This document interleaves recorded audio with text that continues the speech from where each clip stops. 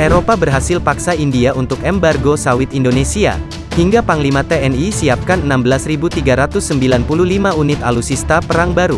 भाइयों और बहनों, खाने के तेल में आत्मनिर्भरता के लिए अब राष्ट्रीय खाद्य तेल मिशन ऑयल पाम का संकल्प लिया गया है। आज देश भारत छोड़ो आंदोलन को याद कर रहा है, तो इस ऐतिहासिक दिन ये संकल्प हमें नई ऊर्जा से भर देता है। Perlu kami laporkan bahwa sama di dalam visi saya selama menjadi Kasal, bahwa sumber daya manusia saya prioritaskan yang pertama karena ini merupakan modal dasar dalam pembangunan TNI. Kedua, meningkatkan kesiapan operasional satuan-satuan TNI, baik personil maupun alutsistanya, sehingga memiliki tingkat kesiapsiagaan yang tinggi dan siap untuk digerakkan kapanpun sesuai kebutuhan.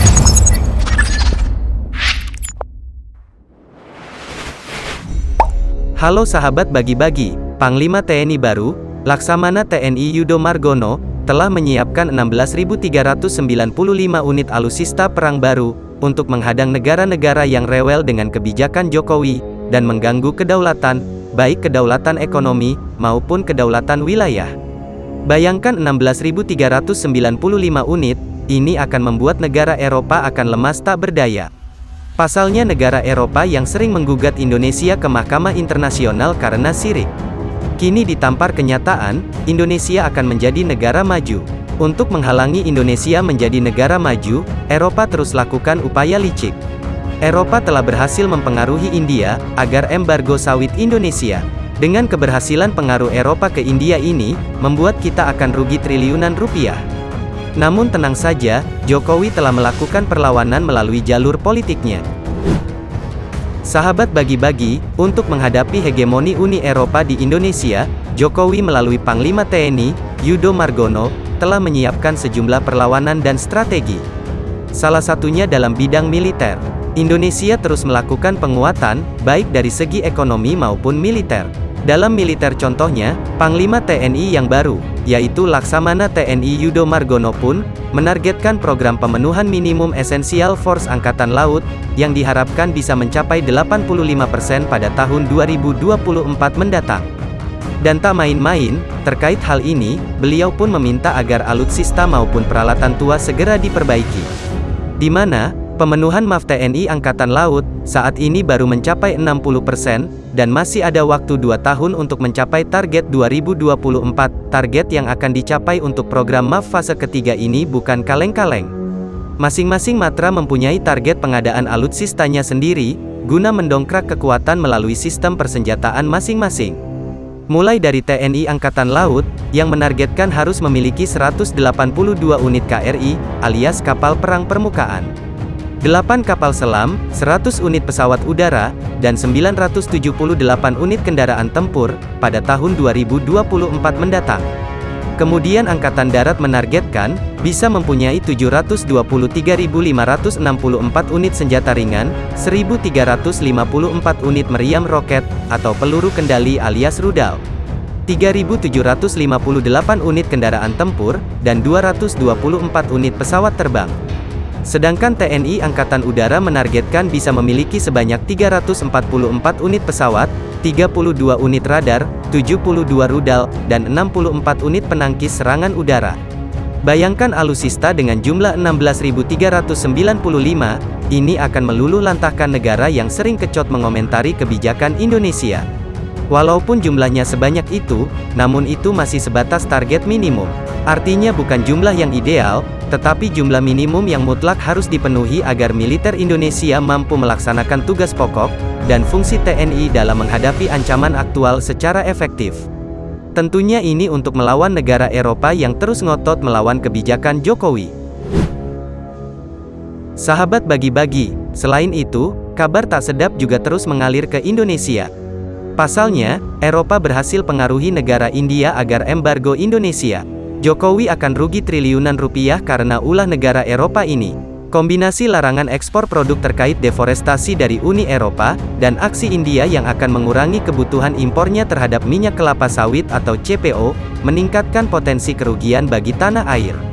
Tak tanggung-tanggung, Indonesia berpeluang akan kehilangan nyaris 93 triliun rupiah per tahunnya. Senilai 48,4 triliun rupiah berpeluang akan hilang dari pangsa pasar di India dan 44,5 triliun rupiah dari Uni Eropa. Eropa berhasil pengaruhi India agar tidak gunakan kelapa sawit Indonesia. Trik terbaru Eropa yaitu mempengaruhi negara lain agar melawan kebijakan Jokowi di tanah air. Seperti diketahui, komoditas minyak kelapa sawit masih menjadi primadona ekspor Indonesia. Namun, tampaknya Indonesia harus berhati-hati. Pasalnya, kedua negara importir CPO Indonesia berencana untuk mengurangi ketergantungannya terhadap CPO Indonesia. Sungguh kejam negara Eropa, gara-gara negara tersebut, India yang merupakan sahabat dekat Indonesia, harus ikut mengecam kebijakan Jokowi. Tentunya ini membuat Jokowi semakin marah dengan negara tersebut. Sahabat bagi-bagi, melansir Reuters, India berencana akan mengurangi impor minyak sawit mentah secara signifikan, dengan membuka lahan sekitar 2 juta hektar, dalam 4 tahun ke depan, di Telangana. Eropa justru membiarkan negara India membuka lahan untuk pertanian kelapa sawit. Sedangkan Indonesia dituduh membuka hutan untuk perkebunan kelapa sawit. Dengan adanya target pembukaan lahan oleh India yang dipengaruhi oleh Eropa ini, membuat Indonesia rugi besar-besaran. Jika target tersebut tercapai, maka wilayah Telangana diperkirakan akan bisa memproduksi CPO hingga 4 juta ton per tahun, dalam 7-8 tahun ke depan. India merupakan importir terbesar CPO dunia. India mengkonsumsi sekitar 24 juta ton minyak nabati setiap tahun, di mana sekitar 10,5 juta ton kebutuhan dipenuhi melalui produksi dalam negeri, sedangkan 13,5 juta ton sisanya diimpor. Dari nilai impor, sekitar 8-8,5 juta ton adalah minyak sawit, dan 45% diantaranya berasal dari Indonesia, dan sisanya dari negara tetangga Malaysia. Sahabat bagi-bagi, bahkan, berdasarkan data UN Comtrade dan Reuters, India merupakan importir utama CPO Indonesia, dengan porsi impor mencapai 21,3% dari total impor CPO pada tahun 2016 sampai tahun 2020. Hingga tahun ini, India masih merupakan negara importir terbesar CPO Indonesia. Jika India dapat memproduksi CPO tambahan dalam negeri, tentunya akan menurunkan permintaan pada CPO Indonesia. Akibatnya akan menurunkan pendapatan ekspor RI dan neraca perdagangan pun akan terkikis. Produsen CPO dalam negeri juga akan terkena dampaknya. Jika tidak mendapat pasar yang baru, maka penjualannya bisa menurun drastis. Ini disebabkan oleh negara tengil Eropa yang seenaknya mempengaruhi negara lain agar ikut mengecam kebijakan Jokowi. Sahabat bagi-bagi, semoga saja Indonesia bisa menghadapi negara Eropa yang licik itu. Dan semoga Eropa cepat sadar diri, sebagai negara yang tak punya sumber daya alam. Dan semoga program-program pengadaan alutsista, dan peningkatan kualitas maupun kuantitas ini, bisa membuat Indonesia gahar. Agar kekuatan militer Indonesia semakin kuat. Jika semakin kuat TNI kita, negara Eropa tidak akan berani menggugat-gugat kebijakan Jokowi ke Mahkamah Internasional. Mari kawal terus Indonesia untuk menjadi negara maju, merdekalah kita seutuhnya, merdeka!